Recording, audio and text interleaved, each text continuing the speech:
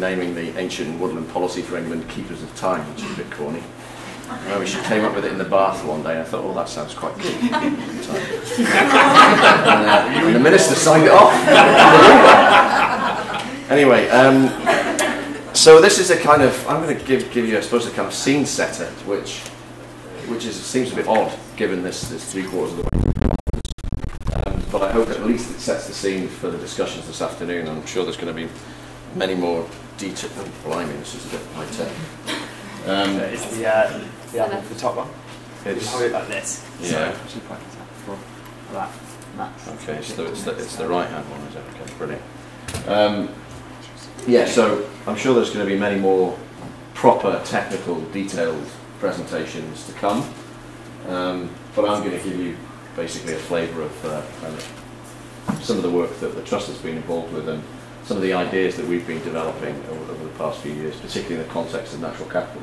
Now, I've called it value depletion to value creation in our oceans, and I use this term value creation for a reason. Was it last year I was invited by RBS to go on a 2-day residential leadership retreat to discuss, well, values of leadership, I suppose, and I discovered that RBS are doing a lot of introspective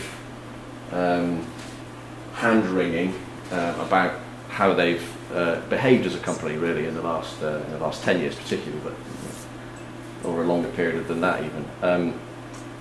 And they were talking a lot about value creation. Value creation is a term that kept coming up over and over again. And we've been working a little bit with, not working with, but we've been involved in various workshops with Nestle as well, that huge global behemoth of a company. And they too are talking about value creation a lot. So I'm thinking if a major bank and a major company are both using this term value creation, there must be something in it. So what is it and what does it mean? So I'll try and tease that out a little bit. Now for me, I'm going to try and kind of juggle my notebook and this thing here, but for me it's really about managing risk, and it's about realizing opportunity. And it's quite interesting if you come at this from a business perspective. They're really saying, okay, how can it improve our bottom line? In terms of the risks, I think businesses are mainly looking at things like regulatory risks. There's 4 principal risks really that businesses are thinking about when they're thinking about value creation: regulatory risks, reputational risks, price volatility risks in terms of minimising price volatility, and the more progressive companies out there are thinking about depletion risk. So they're thinking about the collapse of natural ecosystems and how that might affect their business bottom line. They're thinking slightly more longer term, which is why big businesses like Nestle do this, because they do tend to think in a slightly longer term. In terms of the opportunity side, you're looking at things like competitive advantage. You're looking at being a shaper rather than a follower in your particular industry. It stimulates innovation in your business, and you could actually transition to a new business model, a more sustainable business model, which is really what the World Forum on Natural Capital is all about. That's why we set it up, is to try and encourage businesses to move towards new, more sustainable business models. So that's just by way of what I'm trying to explore in this concept of value creation, and that's from a business perspective. But I think equally the same thing really applies if you're a government. If you're a government, you really need to be thinking about these opportunities and risks when it comes to the natural assets which exist within your nation. So that brings us on to I suppose the downside of natural capital depletion, or value destruction, you might call it. History tells us that working outside the constraints of nature can have devastating ecological consequences, of course, but it can also have devastating socio-economic consequences. And many of you will be aware of the collapse of the Newfoundland fishery, which is a classic example of where there was overexploitation over a short period of time. Some of you may not be aware of the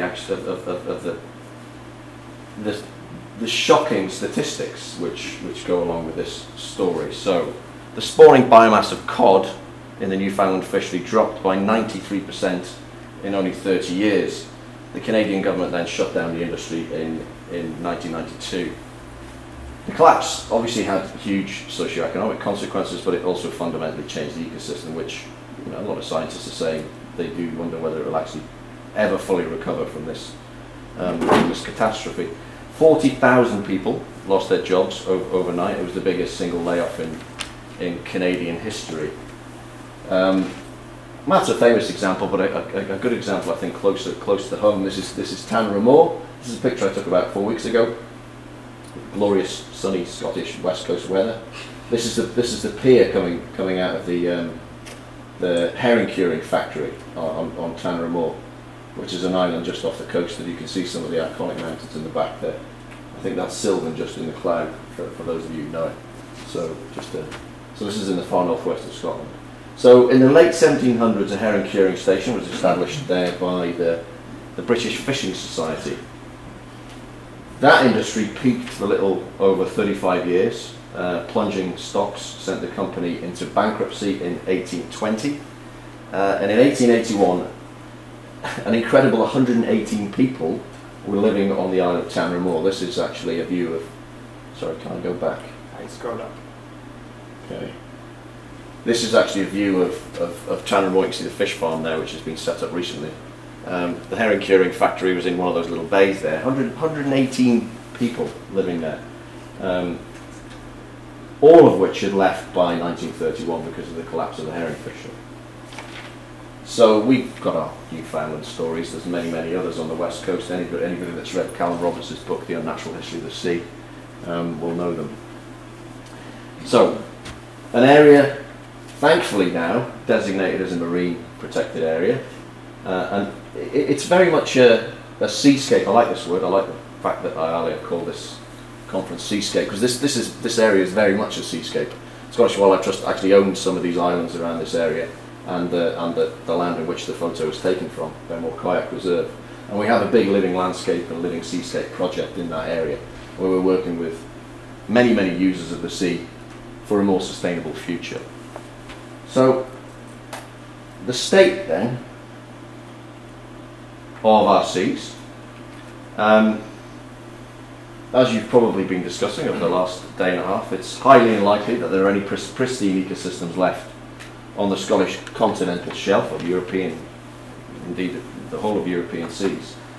Even the deep waters are subject to deep water fishing, trawling and oil and gas infrastructure. And there have been a number of reports in recent years which have provided a snapshot of the state of our seas at various different scales, although there is, clearly still lots of knowledge gaps. And two widespread pressures emerge from this: the overexploitation of natural resources, particularly from overfishing, and carbon pollution, which is leading to climate change, which is having profound consequences for the ecology of the seas. And you've probably seen some of the press this week saying that it could actually be a tonic for the biodiversity of our northern oceans, because as the seas warm, the biodiversity may go up, but of course that will have profound changes for the ecological balance of the oceans. Right, so we get this going in the right direction. So I'll just let you read that. I'm not going to inflict that upon you. This is apparently called an horrendogram, which was a new thing on me before Alex, who helped me put this presentation together, in fact did most of the grunt work, found this hideous thing on the internet. But it does demonstrate the piecemeal approach to policy and legislation that has kind of evolved rather randomly and organically over the last 20, 30 years or so. 200 directives, regulations and other legislation in England alone. This is just for England. Extremely complex and a very sectoral approach to policy integration, or lack of policy integration in our oceans.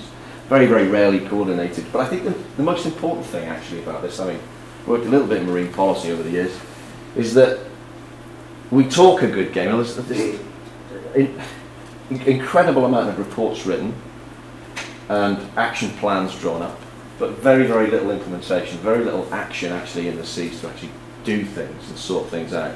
Most of these plans really are paper plans, and I'm really hoping that the Marine Protected Area Network, which has recently been set up in Scotland, is not going to be a set of paper parks. We really need to move away from this idea that we're just talking a good game. We need to actually start doing things.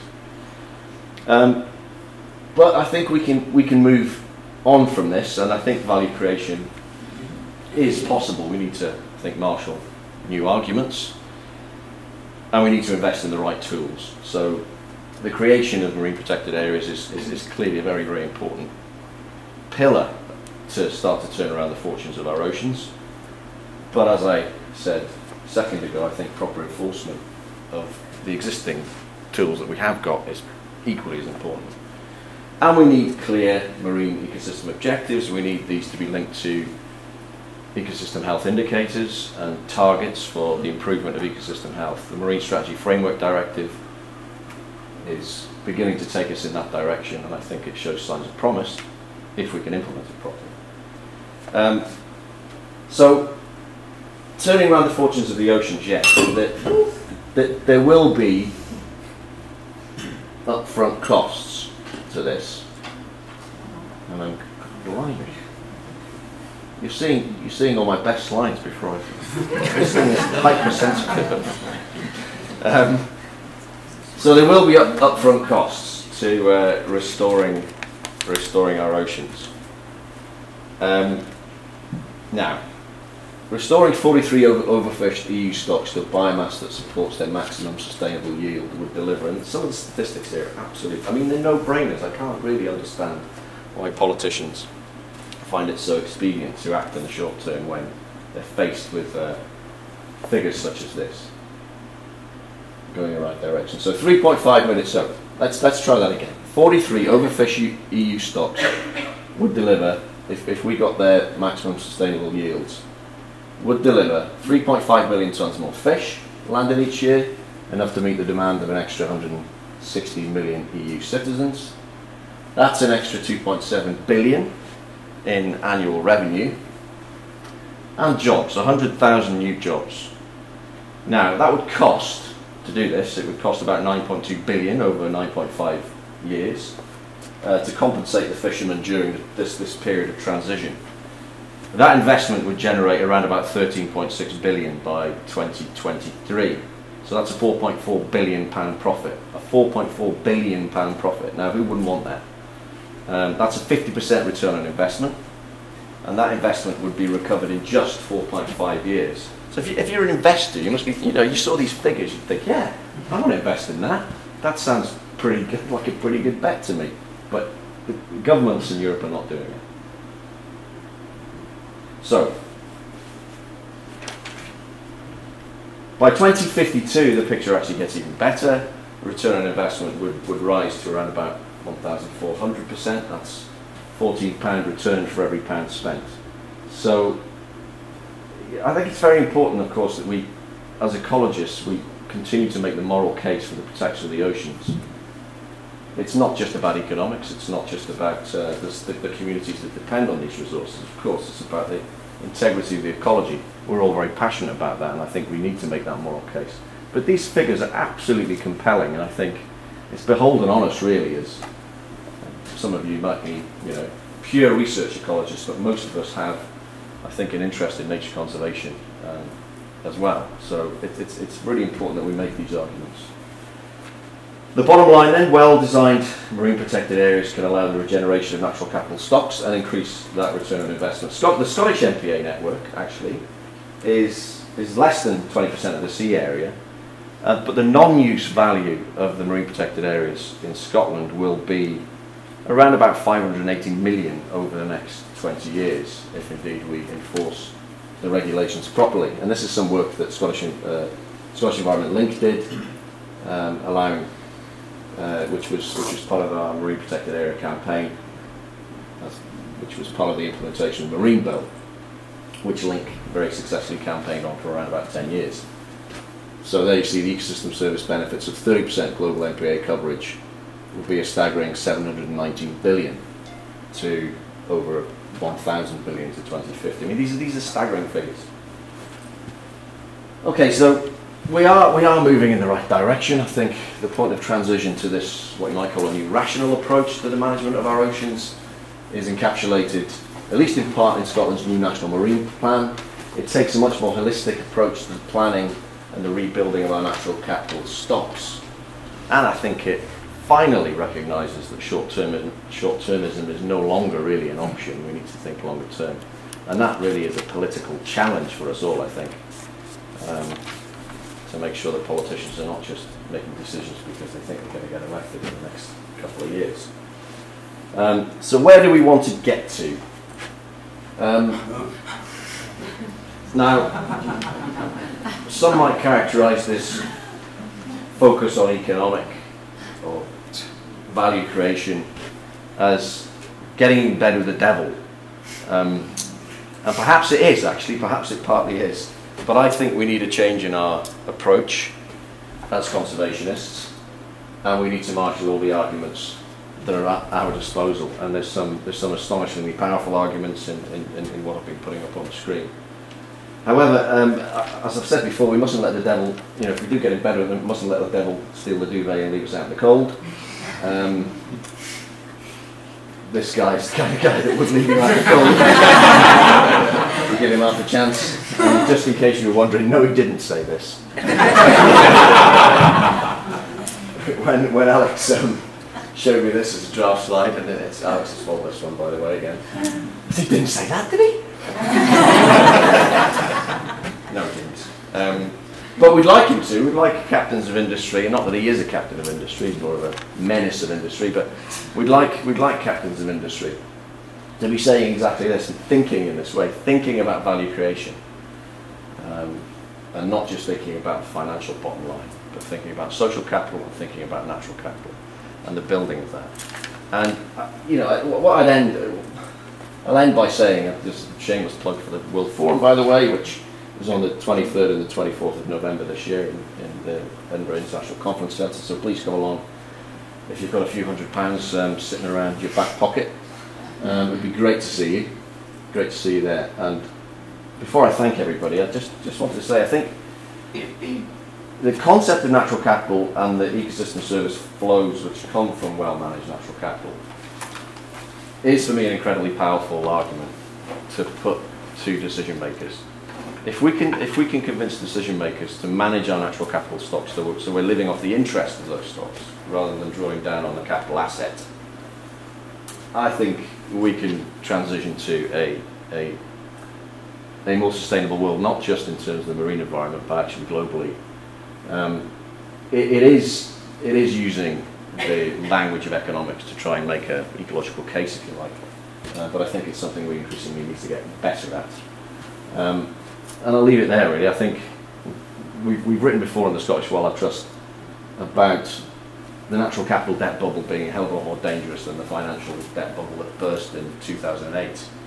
And I think if we are to avoid a bursting of that natural capital debt bubble, we need to seriously think about how we manage these natural capital stocks in both our oceans and our terrestrial landscapes.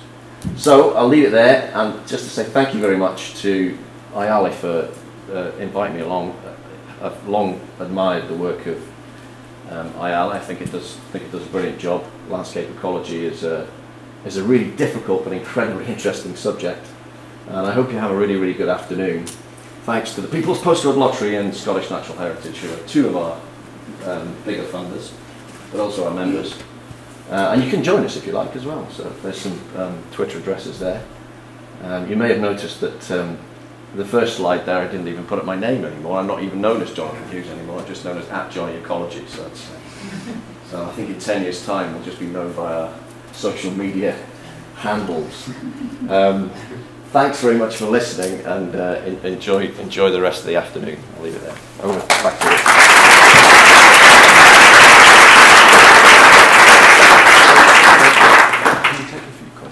Yes, sure, sorry, yeah. Sure. Yeah. Okay, brilliant. I should have